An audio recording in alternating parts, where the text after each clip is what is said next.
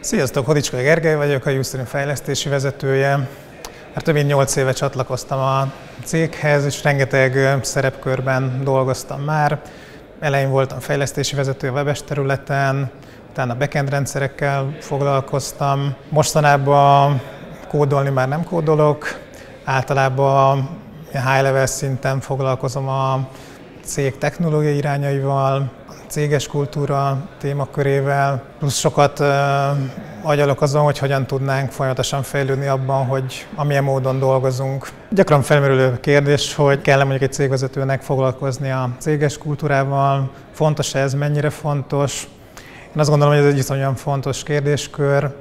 A céges kultúra határozza azt meg, hogy az emberek hogyan viszonyulnak a cégen belül, hogyan állítjuk elő azt az értéket, mennyire vagyunk képesek reagálni a változásra. Tehát ha valamire koncentrálnia kell egy cégvezetőnek, az leginkább az, hogy a céges kultúrát minél hamarabb és minél határozottabban építse. Talán az első legizgalmasabb találkozásom a céges kultúra kérdéskörével az volt, amikor talán 2009-ben 30 főről 120 főre kellett nőjünk 3 hónap alatt.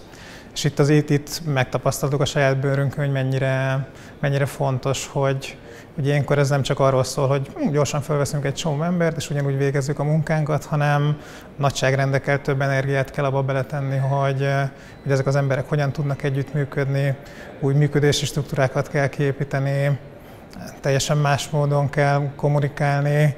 Ugye előtte egy nagyon kis családias légkör volt, itt pedig hirtelen megjelent rengeteg új ember, akiknek meg kellett mutatni, hogy mi eddig hogyan működtünk, hogyan érdemes nekik a továbbiakban működni ennél a cégnél.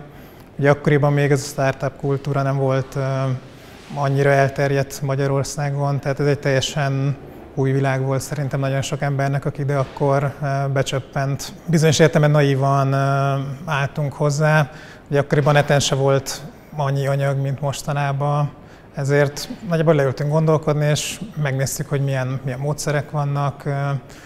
Egyáltalán hogyan lehet azt megoldani, hogy ha ennyi ember együtt dolgozik, akkor ne roppanjon össze a működésünk. Plusz elkezdtünk új működési mechanizmusokat bevezetni. Megjelent egy ilyen fogalom, hogy WESC, ami arról szól, hogy who else should know, tehát minél több információt megosszunk.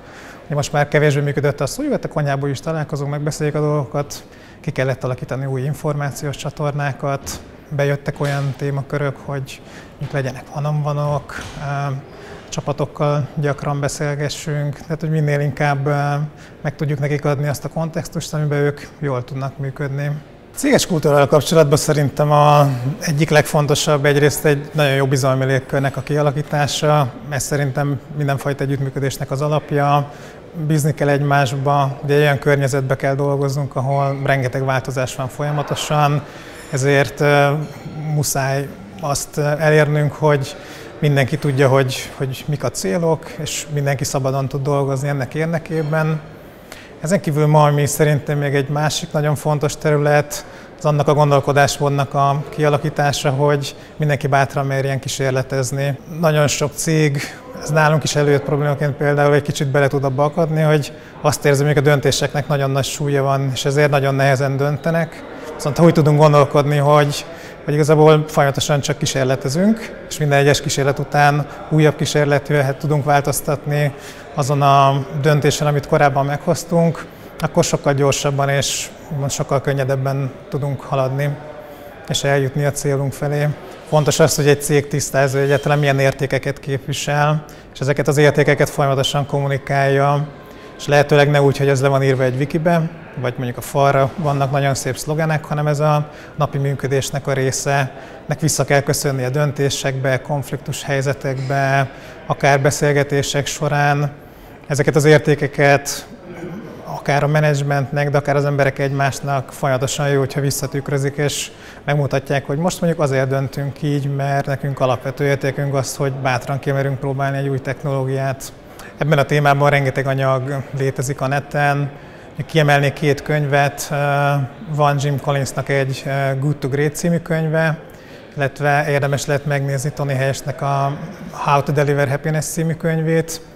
Ezen kívül én mindenkit arra buzdítok, hogy nézze meg az olyan cégeknek a kultúráról írt blogbejegyzéseit, mint Facebook, Spotify.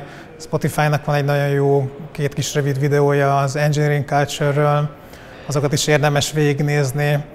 És azt szerintem nagyon fontos, hogy amiket itt hallunk, azokat nem kell átvenni, viszont érdemes megnézni, hogy a mi cégünkre hogyan hasznosíthatóak